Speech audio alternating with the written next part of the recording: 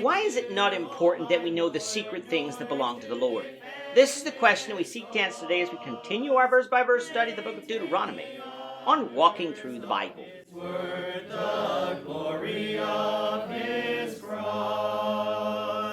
If you have a Bible with you, turn to Deuteronomy 29. We're going to be reading from verses 14 to 29. If you don't have a Bible, don't worry. Just follow along with us on the screen.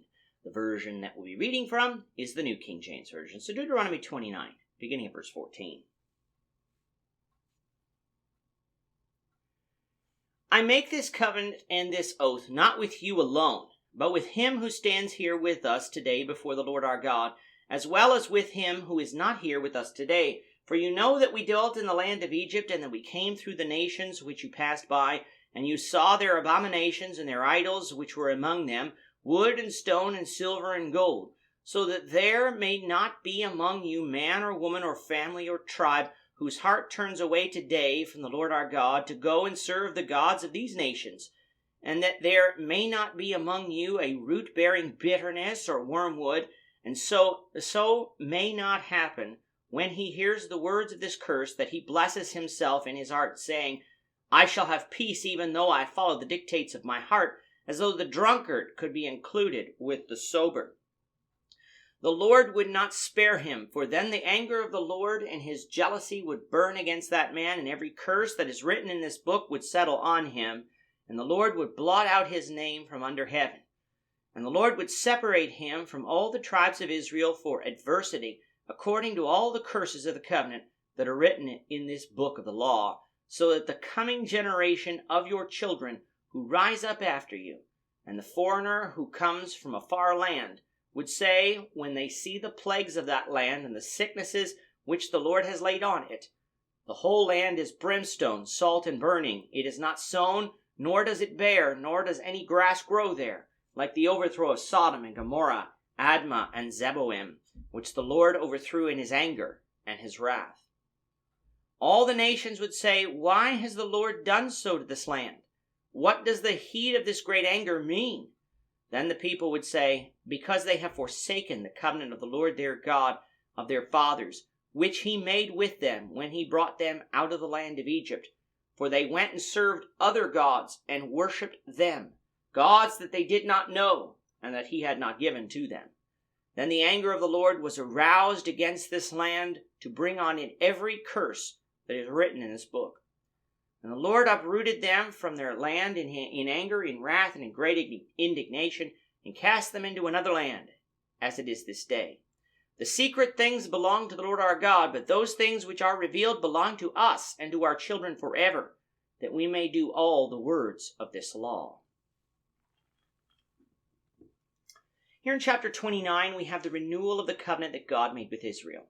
Throughout Deuteronomy, we saw the law retold, and then the blessings and cursings associated with keeping or breaking this law. This section shows us that we're drawing near to the close of the fourth section of Deuteronomy as God is sealing and renewing his covenant with Israel with these words. It is important to note that the covenant that God was making with Israel was not just with the people who heard these words. It was for those who were not yet born to the children of Israel.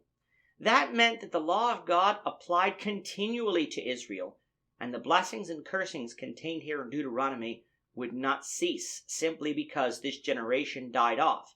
They would continue for as long as this covenant stood. Verse 18 makes it quite clear as to why God gave Israel this law, so that they wouldn't follow after the abominations of the people round about them and go after idols. It's not that these other nations had no way of knowing about the true God of heaven, for evidence from creation alone should have shown these people that their idols were worthless.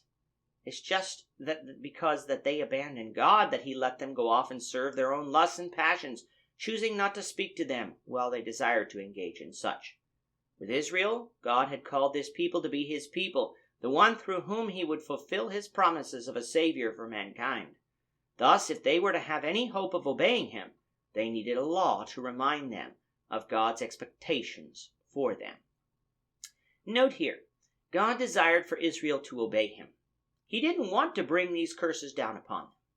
He would bring these curses down upon them if they disobeyed, just like he did to the cities of Sodom and Gomorrah, as well as the other cities that surrounded the Dead Sea, like Admah and Zeboim, cities we saw in Genesis 14. And when God did this, the other nations that would see what happened would marvel and know what had happened. But God desired to bless Israel. He wanted them to follow him. And he gave them everything they needed to have in order to follow him. Israel wouldn't be given the excuse that somehow God had kept something important for them to know secret to him. There are certainly secret things that belong to the Lord, but those secret things aren't the things necessary to obey him. He revealed all of them to the children of Israel so that they may keep the words of the law. For us today, God has revealed everything that we need to know to obey him through Christ.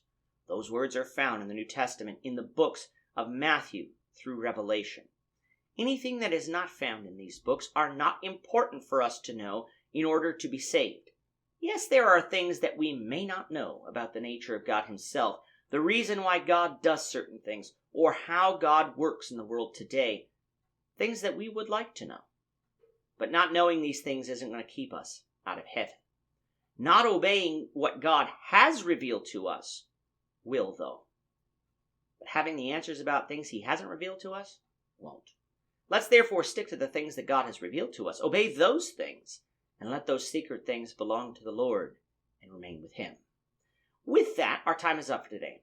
The Lord willing, we hope you'll join us for tomorrow's discussion of Deuteronomy 30, verses 1 to 10, as we continue our walk through the Bible, one verse at a time. Thank you for watching today's episode.